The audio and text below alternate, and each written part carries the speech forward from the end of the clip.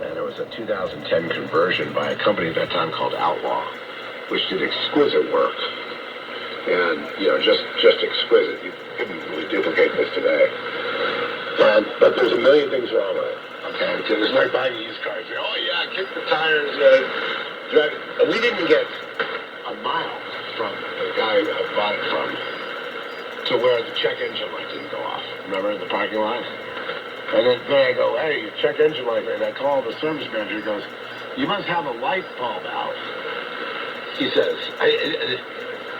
this is a guy that is supposedly running some kind of dealership, but this guy would specialize in motorhomes and bus conversions. And so we wanted a bus because I'm a driver. I like to drive. And I had a more normal life I could see being a professional driver because I just really enjoyed the road. So the whole idea of a bus was that it's built from the ground up to be a bus to drive on the highway. Then they do the conversion of making it so you can, live in it or sleep in it or whatever, make it into a little home on wheels. But they can't keep it in some, but it's still a bus. A bus is a bus. It's going to drive like a bus, like a Greyhound bus. It's going to drive like that. But anyway, still, we're going back to 2007. And I think this thing I've just been researching, like, all that was done and not done. And, I mean, some people really did some work, but then there's some neglect, too, quite a bit. There's years of neglect. So we finally got it out, and so we had to take it to Houston, to the center there, to let them have their way with it, to go through what's called a roadworthy inspection or fix or whatever. And so at that point, we had to stay in a hotel. And so we're down there dealing with the bus every day. Yeah, at one point we stayed in the industrial park where they locked us in this area where there's all these buses parked. And so we could run bends around in there. It was kind of fun. But anyway, we had to stay at this like La Quinta hotel, close by the service center. And the service center is all run by Volvo. Volvo owns Prevost.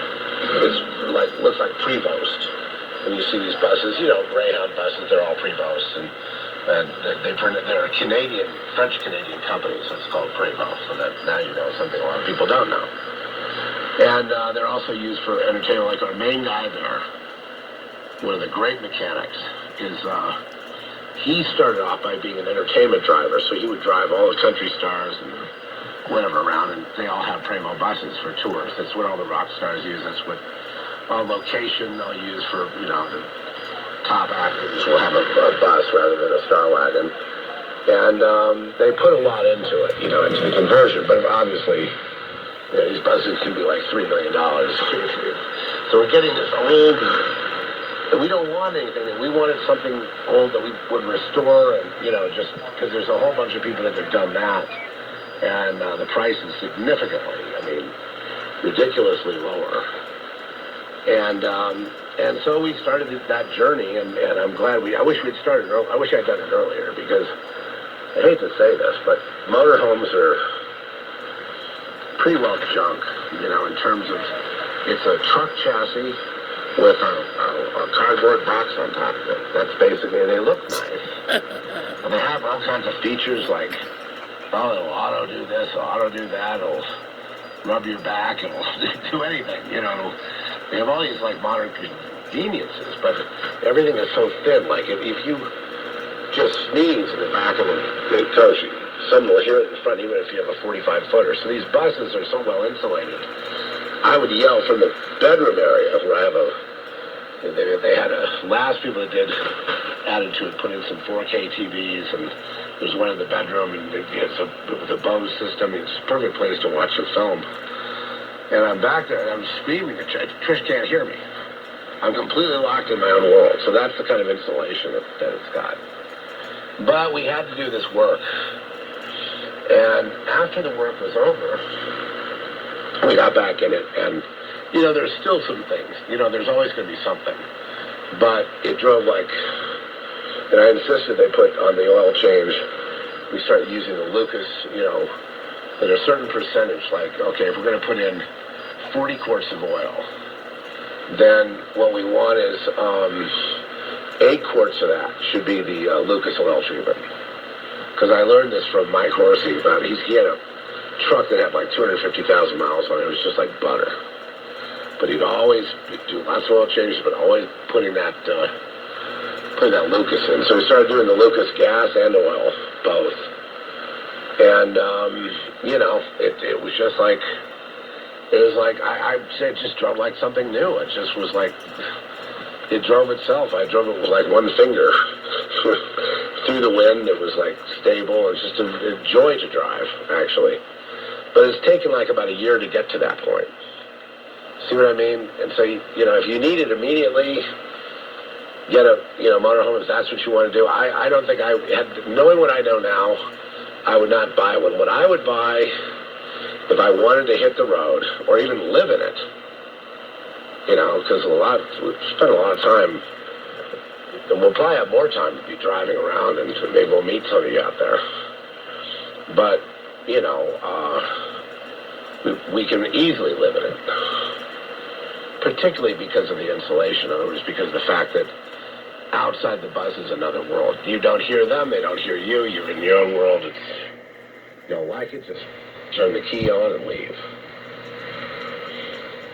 But what I was going to say is, if I were going to do it beginning, like we began with a tent trailer, so we began RVing thing, 15, 20 years ago, like that.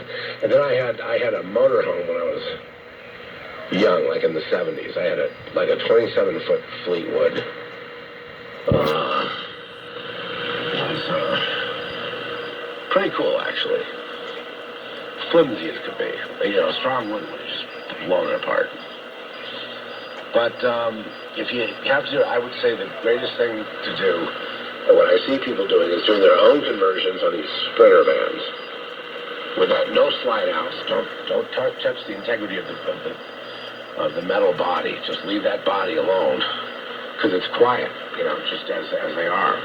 And then I see that the most successful ones are people using that platform and then converting it themselves, putting in what things they want, and putting in whatever kind of features they need to have. And then those you can park in the parking lot of a market, or you don't have to pull a car behind you. You can pretty much use it for driving anywhere you want, and there's a lot of freedom. At my age, sometimes I'll be 3 days in the bus, maybe riding something. I need the buses. If I didn't have that, I probably wouldn't go anywhere. Because airports are out. Because whatever illness is out there, I seem to catch them pretty easily. So I think, even though I do have a good immune system, still going on 70 years old here. So the bus is, kind of a good way of doing it. But holy shit! He's 70 years old. Visually, it looks good. Holy shit! He's still talking on the radio. This is something else. else. So great. So there's, and anything could happen. Damn. New. But if all things go well, I should be able to do some driving. And the other thing is that the driving I like equally, if not more, than the actual camping somewhere. Because I don't really care about camping. I mean, 2 days in a place I want to go already. So it's the driving that I like, and that's that's attracted me to it. It's the driving and the fact that the integrity is not compromised.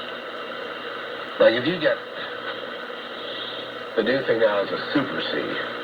You got a truck front and then a big box behind you. Okay, so you're driving a truck and you're behind the wheel of a truck and you have a truck front and you're driving, and that's probably a better solution than a lot of them. But still, it's not. It doesn't look inviting to drive that all over the country. It's like you drive that to where you need it. Like we have camera guys, okay? Camera guys love those. Pull their camera gear in it, and sometimes they'll pull another trailer with more camera stuff and dollies and drones and whatever they're going to have, lenses and camera stuff. So they like those because they're all equipment oriented.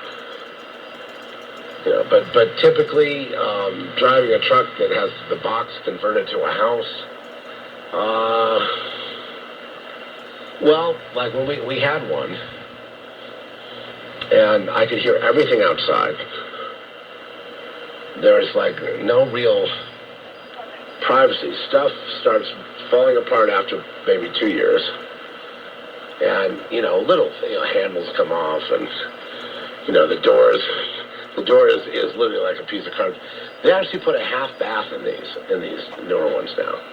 You got your bathroom in the back, and you've got his and her sinks, you've got a shower, closets, bedroom with a king-size bed, washer and dryer, and all that's great. And then you get out to, there's a half bath. And I just never understood that. So if you're going to be going one of these buses, you need a bathroom area, and then you need like a toilet with the door that's shut. So that's all you need. You don't need one toilet in the bedroom, one out halfway there. But the reason they put those in, because you can't make it all the way to the back of the bus, or you can't make it to that toilet in the back without having to climb over the bed when the slides are in.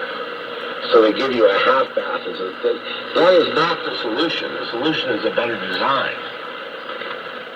Okay? Things like that, That's not to say someone might reinvent. There may be some new thing made pretty soon that works. But the whole thing with the bus, and then why look for something from like 2007?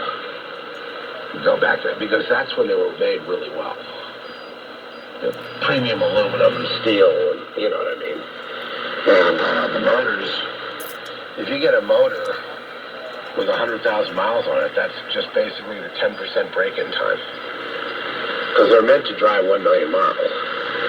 So that's another incentive for the diesel.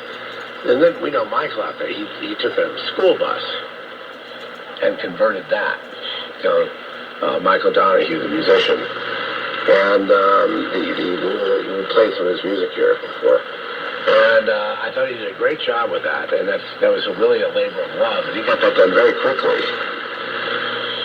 To where you're working with steel, you're chopping out windows, welding on steel, covering those windows up, putting in the stove. I think that's a great idea, putting in an actual wood-burning stove.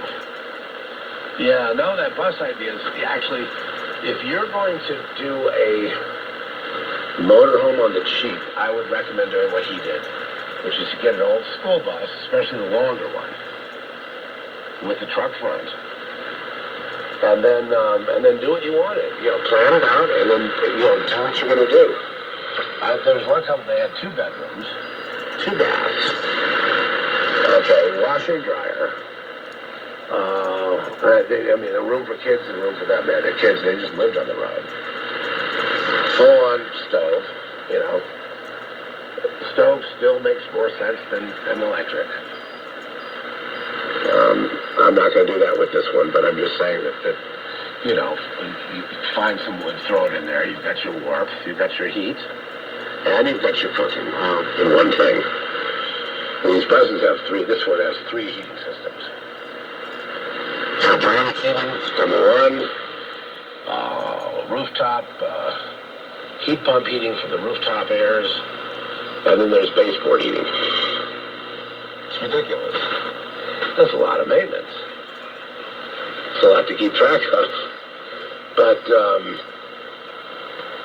it's really good. I really like the road. I really like driving. So that's the point. Driving is a pleasure, even more than a sports car, more than I like it better than the SUV that I've got. An SUV, it drives really nice. It's basically your cop car SUV with all the mod cons and really quiet, like a limo. It's quiet, comfortable, not as fun as driving the bus. Not as quiet, Plus the bus is super quiet, and it's like it rides on air. So it just floats along. And you can drive it really fast and be in control, which is something that you should never do with a motorhome. Because motorhomes, I don't care what, they tried to put a